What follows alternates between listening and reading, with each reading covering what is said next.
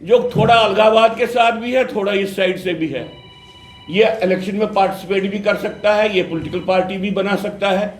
जब ऐसी एक व्यवस्था का निर्माण होता है तो ओवरग्राउंड सपोर्ट स्ट्रक्चर के लिए एक स्पेस बनती है।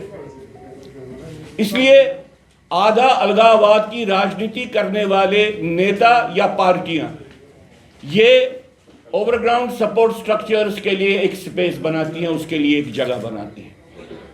सरकार को इसका सीरियसली एक आंकलन करना चाहिए कि जिन पार्टियों की मान्यता है जेन्युइन पार्टीज के रूप में, अगर वो अलगाववाद या आतंकवाद के किसी भी पहलू के साथ किसी न किसी रूप में, परोक्ष रूप में या अपरोक्ष रूप में जुड़े रहते हैं, तो वो ओवरग्राउंड सपोर्ट स्ट्रक्चर्स के लिए जगह बनाते हैं। तो पहली बात है कि आधे अलगाववाद की राजनीति को फुल ऑफ प्राइस बनाना चाहिए।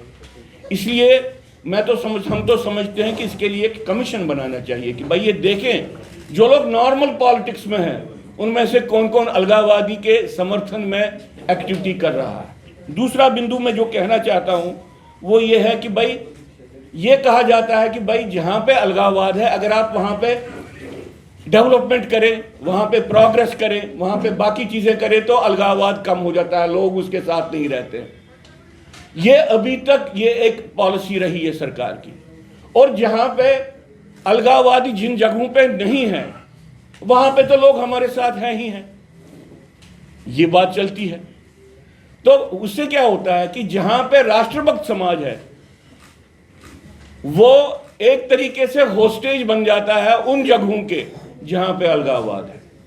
इसलिए सरकार की पॉलिसी में निहित है जिसको हम कहते हैं इंसेंटिवाइजेशन ऑफ सेपरेटिस्ट ज्योग्राफीज। जहां जहां पे अलगाववाद ज्यादा है, जब आप वहां पे ज्यादा पैसा भेजोगे तो ये एक किस्म का एक ब्लैकमेल का पॉलिटिक्स बनता है।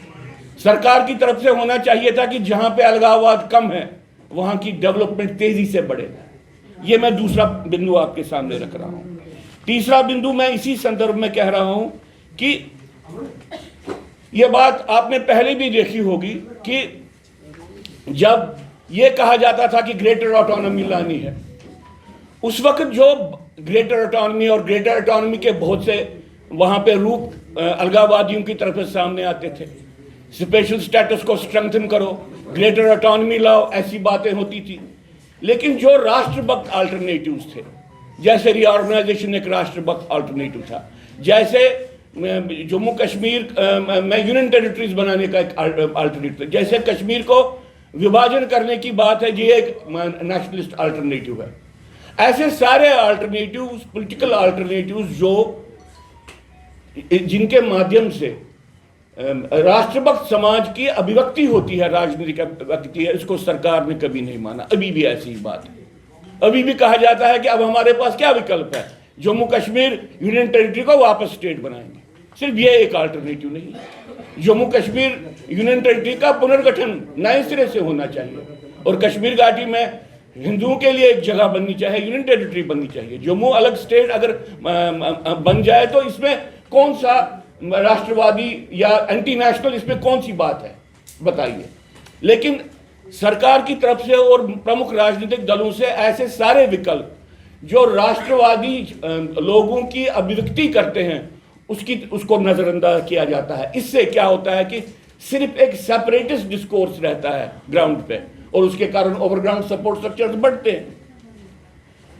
चौथी बात मैं ये कहना चाहता हूं कि भाई सरकार ने अभी तक ये नहीं माना है कि ये जो ये आतंकवाद है ये एक जंग करने का तरीका है, एक जिहादी वॉर फॉर्म है।